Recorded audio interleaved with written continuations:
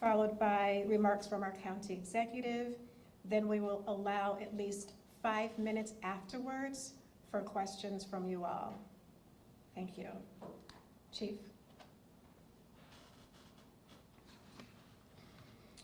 Good afternoon, everyone. I am Chief Marcus Jones, Chief of Police for Montgomery County Police. I want to begin by saying that we as police officers hope that we never have to discharge our weapons and use deadly force. Our hearts are with the family of Mr. Ryan LaRue, as well as our officers that responded to Friday's evening's call. On Friday, July 16th, 2021, at approximately 9:15 p.m., the Montgomery County Emergency Communications Center received a trespassing call from the McDonald's located at 18273 Flower Hill Way in Gaithersburg. According to the caller, a customer ordered food and refused to pay or move his vehicle from the drive-thru lane. Please note that we held this call due to other priority calls for service at that particular time.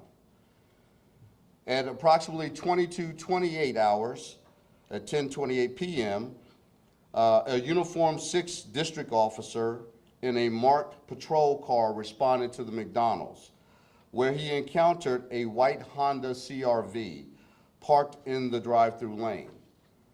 A single male occupant, later identified as 21-year-old Ryan LaRue of Gaithersburg, was sitting in the driver's seat of the vehicle. As the uniformed officer approached the vehicle, he observed a handgun on the front seat of the vehicle. The officer ordered the man to exit the vehicle at gunpoint and requested backup. Additional uniformed officers in marked patrol vehicles arrived, secured the area, and evacuated staff and patrons of the McDonald's. The officers attempted to de-escalate the situation by negotiating with Mr. LaRue for approximately 30 minutes and called in for a negotiator. In the meantime, officers on scene formulated an arrest plan for a peaceful conclusion to this event. The officers were able to contact Mr. LaRue on his cell phone and made several attempts to talk with him. A sergeant on scene spoke with Mr. LaRue on his cell phone and tried to convince him to exit the vehicle in a safe manner. However, he was not cooperative. Just prior to the negotiator's arrival, there was a use of force, resulting in Mr. LaRue being shot by the officers. Several officers on scene immediately rendered aid to Mr. LaRue until Montgomery County Fire and Rescue arrived on the scene and transported him to an area hospital, where unfortunately he was later pronounced dead. A loaded Glock 27 was recovered from Mr. LaRue's person. The incident is being investigated by detectives from the Major Crimes Division of Montgomery County Police and the Howard County State's Attorney's Office. We'll review the officer-involved shooting at the conclusion of this investigation. With any officer-involved shooting, the involved officers have been placed on administrative leave during the investigation. An establishment agreement between the Montgomery County State's Attorney's Office and the Howard County State's Attorney's Office stipulates that when an officer-involved shooting involving injury or a death occurs in one county, the other county State's Attorney's Office will review the event. I want to make clear that body-worn cameras are a helpful tool, but they do not replace the human eye and what the officers actually saw. We are working to ensure all video footage is recovered from the scene. As with any officer-involved shooting, this is a criminal investigation into the actions of the police officers. Detectives met and talked with Mr. LaRue's family, and they were offered the opportunity to view the body-worn camera footage. They accepted that offer. My plan in the very near future is for body camera footage for this investigation to be released. Thus far, the county executive has viewed it, the family has viewed it. It is in possession of the Howard County State's Attorney's Office. We will also allow at a later time the county council to review it. Once it has been reviewed by all parties, video will be released to the public. The officers involved in Friday evening's event have a combined 58 years of police experience. They are Officer Sarah Vaughn, 3 years of experience. Officer Brooks Inman, 13 years of experience. Officer John Cerny, 19 years. And Officer Roman Schmuck, 23 years. In closing, I would like to thank the first responders, Montgomery County Fire Rescue, as well as the doctors, nurses, and healthcare professionals who provided care on Saturday evening. At this time, I'd like County Executive Elrich to come forward for statement.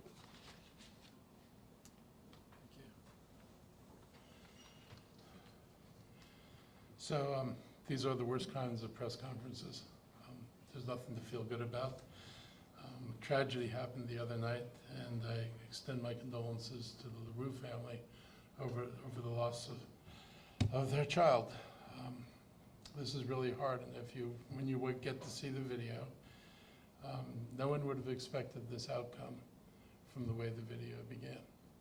No one would have expected this outcome, and it makes it all the more tragic. I want to assure everybody this is going to be fully investigated. And as the chief said, we're working with Howard County, as our practice is, for them to do the determination of I guess responsibility might be the right word, in this event. And we've done this before, and we continue to do that. It assures that there's an independence, that our state's attorney who works with the police is not the one also doing the investigation. So there was a reason why we've separated these things. I spoke to the Howard County attorney today and asked him about the body-worn camera footage, because we know that people are going to want to see this footage as soon as possible, and he assured me that once they've completed the investigation and taken the statements, that the footage should be available. But they want to make sure that no video footage is out there before they've taken statements from everybody involved in it, because we do not want statements being changed to match a video. So this will give them an opportunity to see what everybody says based on their experience in that moment. We are going to review every aspect of this. There are two things that we have to determine. One is responsibility and how the shooting came about. The deeper question is, what did we do, and could we have done anything differently that might have prevented this outcome? And so we will do a review of our own procedures, how people were placed and how people handled this, so to see if there are things we can do to improve it so we don't wind up in a situation like this and get a similar outcome. I will confirm what the chief said, that for about 30 minutes of the video that I watched, the conversation was calm. People weren't shouting at Mr. LaRue to get out of his vehicle. Everything seemed to be static and peaceful, but no reason to think anything was going to come about. And within a matter of seconds, all that changed. So we need to better understand what was happening, and we will complete our investigation. People will be fully informed, and we will do the right thing when this is over. And I just want to thank the chief, everybody who's here today, for your work and what I'm sure is going to be a thorough, complete investigation. I know the Howard County folks aren't here, but I think our process, which we set up to allow for independent investigations, is one of the things that helps ensure the integrity of this process. So I will stop there, and is there somebody else we turn it to? Okay. So we will allow approximately 5 minutes for questions. Sir? Can we talk to the video? Did he grab from the weapon? Can we give us any detail? I know we can't see it yet, but can you talk about what happened in that moment when the shots rang? So, as I noted earlier, you know, where the human eye sees one thing and our video sees, the views are different. What I will speak to is the fact that it is nighttime, even though McDonald's is well lit. I will tell you that the vehicle was dark inside. So there is very limited information that we can share at this point in time about exactly what's seen. There's more video that we're seeking. We're hoping that we're able to see more in the additional video. We're not quite sure what we will see, but there's more from an investigative standpoint that stands by that says what transpired, because at this point, I can't really give that answer at this point. Chief, do you have any indication that mental health played a factor here, or drugs or alcohol? We had heard listening to scanner traffic, there may have been an alcohol bottle in the car. Can you speak to that? Yeah, so I will confirm we did recover some alcohol, but I don't know exactly the answer to that question. I will tell you just Mr. LaRue's demeanor was calm to some degree. He was not agitated in his voice at all when we actually had a phone conversation with him. There were nothing else in his actions that led us to believe anything different at that moment. So at this point, we're still doing a lot of follow-up to try to understand exactly what his state of mind may have been. So there's a lot more to discuss there. Can you elaborate on, you said the gun was on his person? At this point, I would just state that it was visible to the officers when they went to remove Mr. LaRue from the vehicle in order to initiate CPR. And so it was in his mere possession at that point in time. Still on the passenger seat, though? No, it was not on the passenger seat, but it was on his lap, right.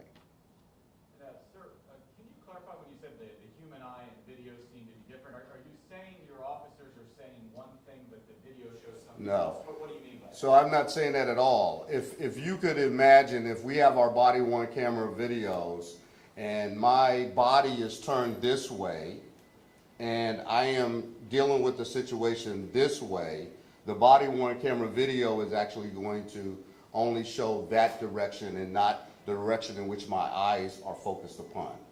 And let's say even if the body-worn camera video is face forward, it has its limitations to exactly how much you can see in the light and in the dark.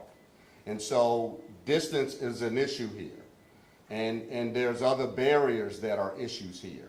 That again, that limits our view of exactly from that officer's body-worn camera video of what we can actually see. So when we say, you know, we still have to talk to the officers and to get that information from them as what did they react to based upon their view, their personal view with their own eyes, that's what is going to tell more of the story. Chief, can you explain why investigators have not been able to talk to the officers yet? Well, in Maryland, as you're well aware, that the Maryland Law Enforcement Officers Bill of Rights, which is still active, is that officers have up to 10 days and actually to give statements and can be represented and are represented by legal counsel prior to giving any statement. So at this point in time, that has not been initiated to this point. You mentioned that crisis intervention was called seemed pretty early. A crisis negotiator.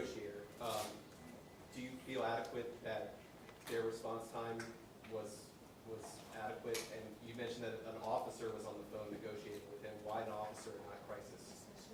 The sergeant who was talking to him on the phone. Right. So what we had was, again, we have 30 minutes of time, right? You have the time of when we initially respond, what are we trying to get him to respond to, our orders, and we realized probably I would say around 10 minutes into the incident that we're now sort of in a barricade type situation. We have our duty commander who responded to the scene, who was present, who was managing the event, and our duty commander requested who has extensive experience in our emergency response teams based upon his police experience, he requested a negotiator who was working, who we didn't necessarily know who was actually working in the county, so we had to find out where that officer was. And that officer was in another district, but we don't know where he was responding from, even though when we make that response, they come lights and sirens. So we were trying to get them there as fast as possible, but also understand we had really slowed this event down. And it was our intention to slow it down even further. And again, we had, attempted with the sergeant on the scene to actually have a conversation with Mr. LaRue to see how could we resolve the situation. And so he was just doing that in the meantime until the negotiator arrived. Chief, is there any more you can say about how many of the officers that you identified here fired shots, how many shots were fired, or where the victim was shot? So at this point in time, I cannot. That is still under investigation. We are still working with the medical examiner's office. We are still working with crime scene to make sure that we can ascertain and answer that question properly. We will answer that question at a later time. Chief, do you know how many shell casings were recovered? I do not. I do not at this time. Is there any evidence that the man who was shot off a bullet himself? I have no evidence of that at this time. Do you have a picture of the man who was shot actually holding the gun? As I noted earlier in our body-worn camera footage, is that it is very difficult to see. And so it is very difficult even from the camera footage to be able to ascertain that. We are still working on other leads in order to try to figure out if we can determine that or other evidence that may exist. So at this point, you don't know whether or not you have a picture of the man holding that gun? I don't know that at this point in time, no. Can you spell the victim's names and the officer's names, please? Mr. Ryan is spelled R-Y-A-N. His last name is spelled L-E-R-O-U-X. X is an X-ray. The officers' names, first is Officer Sarah Vaughn, S-A-R-A. Her last name is spelled V-A-U-G-H-A-N. The second officer is Brooks, like Brooks Robinson, Brooks Inman, I-N-M-A-N, and John Cerny. John, common spelling, Cerny, C-E-R-N-Y, and the last officer is Roman, R-O-M-A-N-D, and the last name is spelled S-C-H-M-U-C-K.